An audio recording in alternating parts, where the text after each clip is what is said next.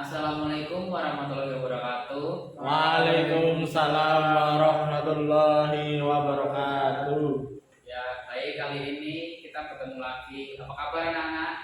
Alhamdulillah sehat Pak. Sebelum memulai pelajaran hari ini, mari kita berdoa terlebih dahulu. Ya, silahkan berdoa terlebih dahulu. Baik Pak. Siap. Doa mulai. Bismillahirrahmanirrahim. Raditu billahi rabba wa bil islami dina wa bi Muhammadin nabiyya wa rasulah. Rabbi zidni ilma warzuqni fahma. Amin. Ya, teman-teman, terima kasih sudah berdoa terlebih dahulu. Selanjutnya kita akan membahas materi selanjutnya dari materi minggu kemarin, yaitu teks legenda. Di sini ada yang tahu tentang legenda?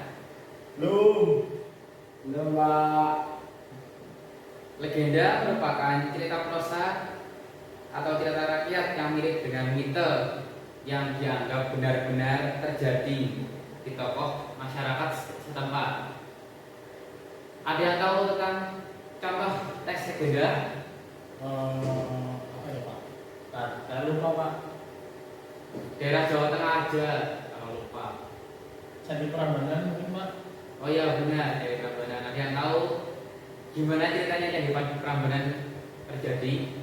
Itu kalau tidak salah akibat Perjalanan seorang laki-laki yang sia-sia. Wah benar sekali itu Mas, yang Roro Jonggrang ya? Iya Pak. Iya. Ya, legenda itu bisa memiliki sifat kadang di luar nalar, kadang juga berhubungan dengan makhluk gaib atau makhluk ajaib gitu. Di sini ada yang tahu tentang ciri-ciri teks legenda? Belum Pak, belum baca soalnya. Baik, saya akan jelaskan tentang teks legenda. Ciri-ciri teks legenda. Yang pertama, cerita dianggap sebagai suatu kejadian sungguh-sungguh terjadi.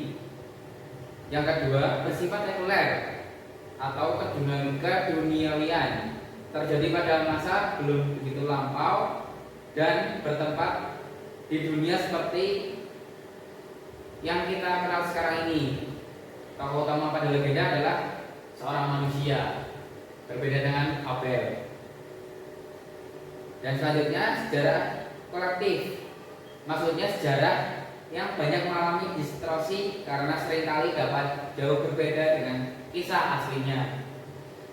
Bersifat migration, yakni dapat berpindah-pindah hingga dapat dikenal luas di daerah-daerah yang berbeda. Misalnya cerita legenda dari Jawa Tengah tersebar sampai Kalimantan, Sumatera. Selanjutnya bersifat siklus, yaitu sekelompok cerita yang beredar pada suatu tokoh atau bukti kejadian. Yang contohnya itu Candi Prambanan itu merupakan bukti dari legenda Candi Prambanan antara kisah Roro Jonggrang dengan Bandung Bondowoso. Yang selanjutnya ada yang tahu tentang jenis-jenis legenda? Jenis legenda? Saya tahu ini tentang apa Pak? Ya coba sebutkan Mas Afriza. Itu yang sama pautnya dengan legenda Prambanan itu tadi Pak. Jenis-jenisnya gimana gitu? Jadi gitu Pak. Kayak gitu gimana? Ini nggak tahu ini aslinya Pak. Ya baik, saya jelaskan kembali jenis-jenis legenda. Yang pertama, legenda keagamaan. Legenda keagamaan adalah legenda orang-orang yang dianggap suci atau soleh. Contohnya apa coba? Wali Songo. Nah benar itu, Wali Songo itu Sunannya siapa aja ya? Sunan Giri, Sunan Kalijogo. Ulama-ulama besar Wali Songo gitu. Ada yang tahu kisahnya? Salah satu dari ulama besar itu? Nangkali Joko. Gimana coba Mas Fikri? Joko kali Pak. Waduh, singkat sekali ceritanya. Ya, yang kedua, legenda alam gaib. Legenda jenis ini biasanya berbentuk kisah yang dianggap benar-benar terjadi dan pernah dialami seseorang. Ada yang tahu contohnya itu apa? Dari legenda alam gaib? Gunung Tangkuban Perahu, Pak. Itu gimana ceritanya, Mas? Ya, seseorang laki-laki yang diminta membuktikan cintanya dengan membangun sebuah perahu Iya, terus? yang besar tapi dengan bantuan jin, Pak. Berarti mirip sama Candi Prambanan gitu. Ya, Pokok ini malah bahas cita-cita ini gimana ini? ya, Isma ya, Pak. Ya, yang selanjutnya legenda ketiga, yang jenis legenda yang ketiga yaitu legenda perorangan. Legenda perorangan merupakan legenda mengenai tokoh-tokoh tertentu yang dianggap benar-benar terjadi. Contohnya apa coba? Nggak tahu, Pak. Belum Pak, belum tahu. Ya, contohnya itu seperti maling tunggal gitu. Mungkin itu kayak ya. Apa legenda itu? Oke, oke. Kalau nggak salah loh, Pak. Legenda sih Pak, soalnya kan ada batunya itu. Oh ya, ada bukti peninggalannya ya, Mas. Ya. Ya. Kira-kira durhaka dan dikutuk menjadi batu. Yang selanjutnya legenda setempat. Legenda setempat adalah cerita yang berhubungan dengan sesuatu tempat, nama tempat, dan bentuk topografi, yaitu permukaan suatu tempat, perbukitan, dan sebagainya. Ada yang tahu contoh dari legenda setempat? Barangkali di daerahnya ada terdapat legenda gitu. Legenda ulang tahun. Gimana itu ceritanya, Mas? Ya, terbentuk dari 3 warna. Tiga warna itu satu gimana ya? desa. Kalau nggak salah, Pak. Danau Toba. Gimana itu ceritanya, Mas Fikri, kalau Danau Toba? Danau Toba itu Pak. Enggak lupa. Itu kan ceritanya Samosir ya Pak, Samosir. Iya. Yang ayahnya Samosir itu menikah dengan ikan, Tapi melanggar sumpahnya, Pak. melanggar sumpahnya supaya tidak memberi anaknya, memberitahu anaknya. Akhirnya dia mengeluarkan kata dasar anak ikan. Oh iya, ya kurang lebih begitu, Mas. Ya benar. Ya, selanjutnya kita membahas unsur intrinsik dari legenda. Ada yang tahu tentang unsur intrinsik dari legenda? Belum. Baik, saya akan jelaskan tentang unsur intrinsik legenda. Yang pertama, tokoh. Tokoh merupakan pelaku yang mengalami peristiwa-peristiwa pada cerita. Pada umumnya, tokoh tersebut berwujud manusia, tetapi dapat juga berwujud binatang atau benda yang diibaratkan. Yang kedua, perwatakan. Penokohan atau perwatakan merupakan penyajian watak untuk penciptaan citra tokoh dengan penambahan ciri-ciri sifat serta sikap batin tokoh cerita. Dengan demikian, segala perbuatan tokoh cerita dapat dipertanggungjawabkan secara logis sesuai dengan pencitraannya. Yang selanjutnya, latar atau setting merupakan tempat kejadian dari legenda tersebut, berkaitan dengan waktu, ruang, serta suasana lingkungan terjadi peristiwa akan membangun latar sebuah cerita legenda. Selanjutnya merupakan amanat. Amanat adalah pesan yang disampaikan pengarang kepada pembaca melalui karyanya. Amanat dapat ditentukan oleh pembaca sesuai dengan yang telah dibacanya yang mengenai unsur intrinsik teks legenda. Apakah ada yang ingin ditanyakan? Mungkin berkaitan dengan tema itu seperti apa ya Pak? Saya kurang paham. Tema merupakan sesuatu yang bersifat yang membahas dalam suatu teks legenda tersebut.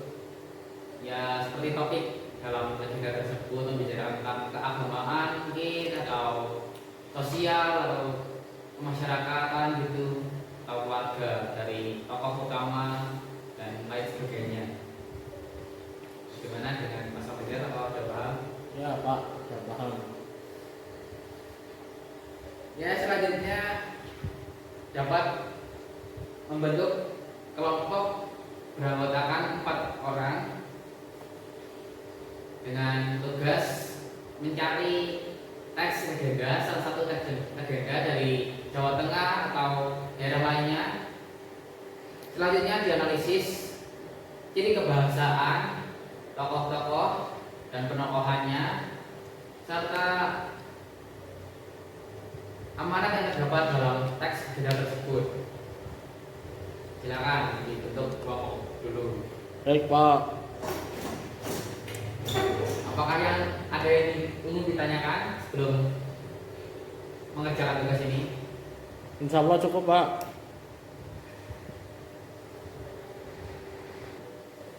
Ya, bagaimana teman-teman? Apakah sudah selesai tugasnya? Sudah. Ya, silakan setiap kelompok maju mempresentasikan hasil analisis dari teks legenda tersebut. Silakan. Baik Pak. Baik, dari sekian hasil presentasi dari beberapa kelompok dapat disimpulkan bahwa cerita rakyat atau legenda merupakan salah satu budaya yang sangat perlu dilestarikan saat ini, karena cerita rakyat terdapat nilai-nilai moral dan kearifan lokal yang bisa menjadi salah satu sarana pembelajaran karakter anak dan mengajarkan nilai-nilai tentang kehidupan. Namun pesatnya perkembangan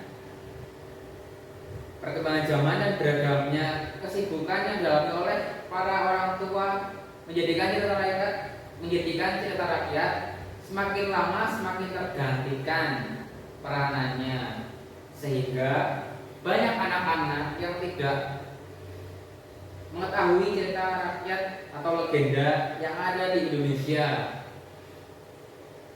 Ketidaktahuan anak-anak tentang cerita rakyat ini menjadi salah satu faktor Indonesia mengalami kekurangan budaya, ataupun bisa disebut krisis identitas, sehingga kalangan anak muda dan generasi muda, khususnya anak-anak, semakin kehilangan karakter dan menjadi tidak terarah dengan benar.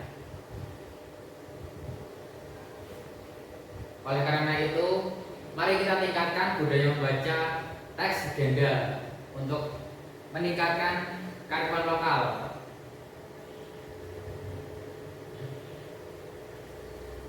Pembelajaran karakter itu sendiri ditujukan supaya anak menjadi generasi yang baik dan benar, dan mengerti akan nilai moral, dan dapat menentukan bagaimana mereka bertumbuh kembang untuk memilih mana yang baik dan mana yang buruk. Media yang dicocok dengan anak-anak dan disesuaikan dengan perkembangan zaman. Perlu ada strategi dalam upaya meningkatkan literasi legenda. Baik, setelah saya simpulkan, apakah ada yang ingin ditanyakan dari simpulan tersebut? Belum. Baik, dari kesimpulan tersebut, di hasil analisis kalian, itu dibikin PowerPoint dulu, selanjutnya dikirim ke Google Classroom yang telah tersedia. Itu untuk tugas hari ini atau minggu ini. Dan kemudian tugas minggu depan, setiap kelompok menentukan satu teks agenda bebas, itu teks agendanya dari mana saja dan judulnya bebas, mau membahas religi, kemasyarakatan atau budaya dan lain-lain, bisa diubah dari teks agenda tersebut. Tugasnya yaitu diubah menjadi bentuk cerpen atau teks lainnya, ya seperti menggunakan teks gitu. Kemudian hasil dari analisis tersebut atau mengubah teks agenda tersebut dijadikan PowerPoint atau dalam bentuk Canva atau dikirim melalui media sosial seperti Canva misalnya atau website lainnya gitu yang kalian ketahui. Mungkin segitu tugas hari ini. Jika tidak ada yang ditanyakan lagi, cukup sekian. Mari kita berdoa untuk menutup kegiatan pembelajaran hari ini.